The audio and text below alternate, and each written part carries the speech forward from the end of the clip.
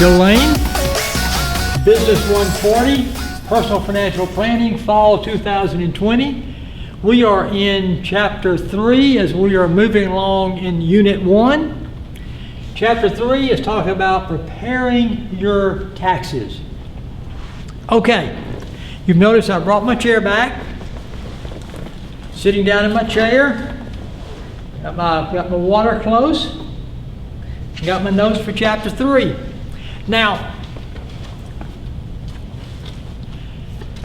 some of you may prepare your own income taxes, your federal taxes that we have to pay. You may prepare those. A lot of you probably don't prepare your own taxes. You have H&R Block, someone prepare them for you, something like this. What I do, if we were in a face-to-face class, I would take a tax form and we would kind of go through that tax form just to get a basic idea of what income taxes, paying taxes is all about. The tax form has changed drastically over the last couple of years. And things about it have changed drastically over several years. The last several years. So the way I'm going to do this, especially since we're doing it online, I'm just going to kind of hit the high points of preparing your taxes, just kind of some broad general things that I want us to either know or be familiar with. And we'll do it that way. So first of all, I like the author's definition. What are taxes? You know, if you're working somewhere, they're taking out taxes, or and they give you a W-2 to show you how much federal tax you've paid and that type of thing, because you have to pay so much, so much in taxes every year. So, what are taxes? And I'd like you to be familiar with are dues we pay for membership in our society. Isn't that kind of interesting? Federal government and state government are supposed to provide certain things to its citizenry. Sometimes, I almost think about it this way, sometimes a person can buy a home in what they call a planned community, and they'll have a homeowners association, and they'll talk about HOA fees. If you buy in this community, you have to pay X number of dollars per month or year in HOA fees. And for that, you get access to the swimming pool, or you may get access to the beach if there's a beach. They may do your lawn care for you, that sort of thing. Well, it's kind of like HOA dues for living in America. There's certain things as it relates to safety and security and highways and things like this that protection that are provided for citizenry. So taxes are the dues that we pay for membership in our society. Okay.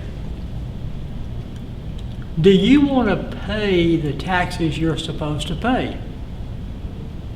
Well, let me rephrase that. The answer to that probably is no. So let's do it this way. Should you better pay the taxes that you are supposed to pay? The answer to that is yes. Can you affect how much taxes that you have to pay? Can you reduce your tax obligation by doing certain things? Can you defer or move to a future time your tax obligation for doing certain things? And the answer to that is yes, you can. And as we are going through these chapters, we'll be talking about things that you can do, investments that you can purchase, things like this that either will exempt you from paying taxes or will defer those taxes to a later date. So I made the statement here, the objective of tax planning. Tax planning is a part of personal financial planning. Here's what you want to do. You want to maximize the amount of money you keep by minimizing the amount of taxes you pay. You want to pay exactly how much taxes you absolutely have to pay, but you don't want to pay any more. personal financial planning helps you do that because as a part of that, you do tax planning. You do tax planning. Okay. The type of taxes that we're talking about, and we'll stay specifically with the federal government here, are income taxes. Taxes that you pay on your income. All right. Income taxes, taxes levied on taxable income by the federal government. Okay, so I want you to be familiar with what income taxes are. Taxes levied on taxable income by the federal government. And I want you to remember that taxable income. So is all of your income taxable? Perhaps not. And that's what we talked about when you do tax planning as a part of personal financial planning.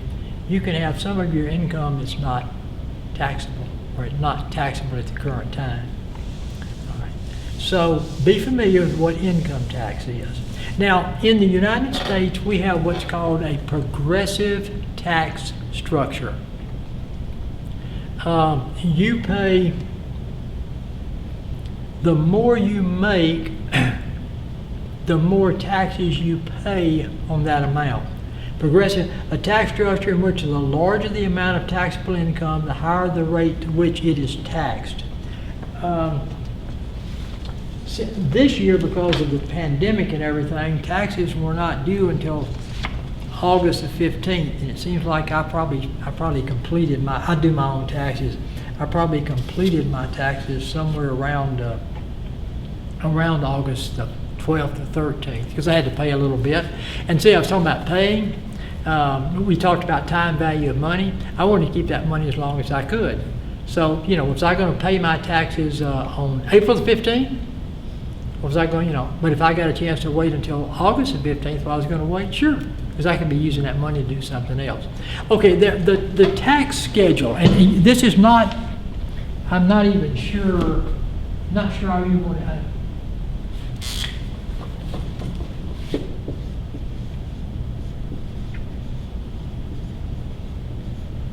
and these might not even be right.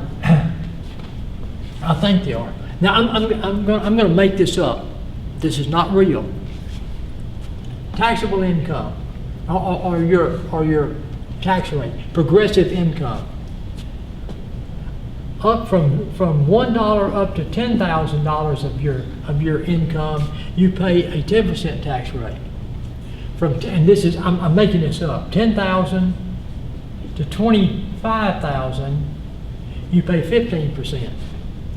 From 25,000 to 75,000, you pay 25, and from 75 to something, you pay 28. That would be a progressive tax structure. That means on some income, you pay a lower tax rate on that income, but as the more taxable income you have, the rate goes up. Now, you pay 10% on this, you pay 15% on this, 25 on this. You see how that works? That's progressive. That's a progressive income tax. As opposed to, I pay 10% on my income. So you take my income and my taxable income, I pay 10% on that. That's not the way it works. It's progressive. The more you make, the more you're taxed. So let me get back to my handout if I can find it. Income taxes are taxes levied on taxable income. Progressive tax structure, a tax structure in which the larger the amount of taxable income, the higher the rate in which it is taxed. Be familiar with that. Now, this is a tough one. You may not be able to handle this, but let's try. Taxable income, what is that? The amount of income subject to tax. Okay. You make $100,000 a year, but some of that money you may put in certain types of investment where that is deferred to be paid at a later time. So there are ways that and we'll talk about it in other chapters of how you can reduce your taxable income. And then when you prepare your taxes, you can take what's called a standard deduction. And there are other credits and things like this. So your gross income is not going to be your taxable income. You take your gross income, whatever that is, subtract from it those things which you do not have to pay taxes on, and then you have taxable income. So taxable income is income that is subject to taxes. So far, all I want us to be familiar with is what taxes are. What's our objective in tax planning? To pay every bit of tax we're supposed to pay, but not a penny more. I want you to be familiar with what income taxes are. That's simply taxes that are levied on taxable income. And taxable income is the taxes that is the income that's subject to tax. That's what I want us to be familiar with. Now, when do you have to pay your taxes? Federal taxes. The deadline, now this year was an incredibly weird year because of COVID-19. But for test purposes and for normal purposes, if we ever get back to normal, federal taxes have to be paid by April the 15th. Okay. Can you get an extension on your taxes? You can fill out a form and you can file an extension for 6 months. May, June, July, August, where you don't have to file your taxes until October the 15th, if for some reason you need an extension. However, you say, well, that's a great deal.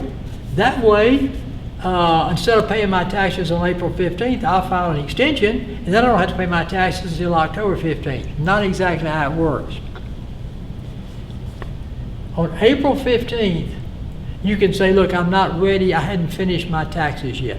I hadn't finished the forms. I hadn't finished it. It's not ready to send in. I'd like an extension. However, and you'll get that extension granted. However, you have to pay on April 15th or by April 15th the amount that you estimate that your taxes are going to be. Okay? You may file for a 6-month extension, but you must pay estimated taxes and remit that money on April 15th.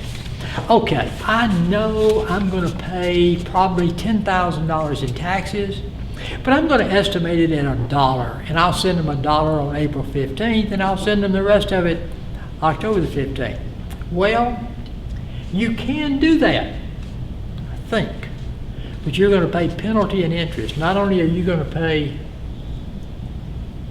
the rest of that money for taxes, but you're also going to pay a penalty for not paying it when you should have, and you're going to pay interest on the money you didn't pay.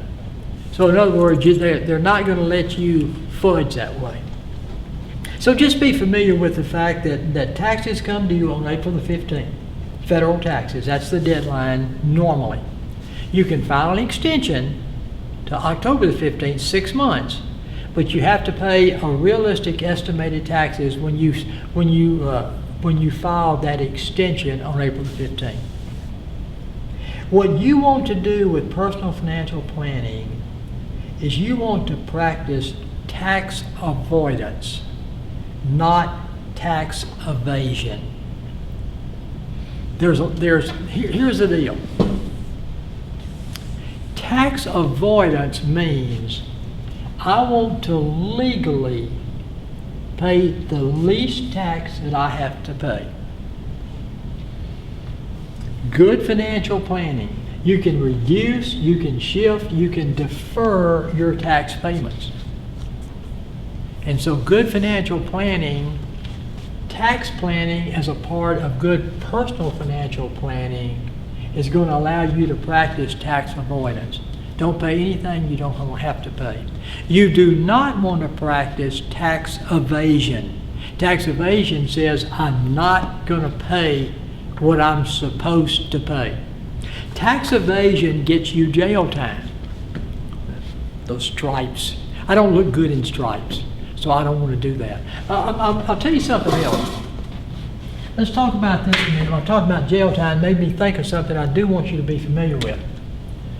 Your taxes, when you submit your taxes to be paid, can those taxes be audited?